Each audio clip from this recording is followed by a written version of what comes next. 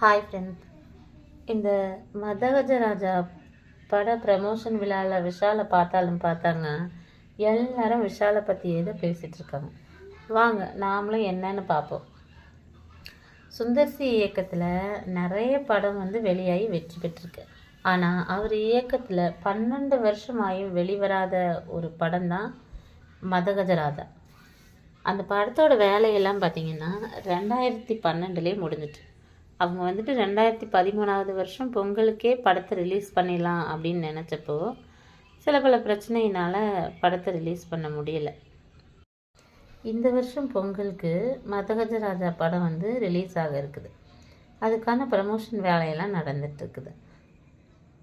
அப்போது பத்திரிகையாளர் சந்திப்பில் விஷால் கலந்து கொண்டார்.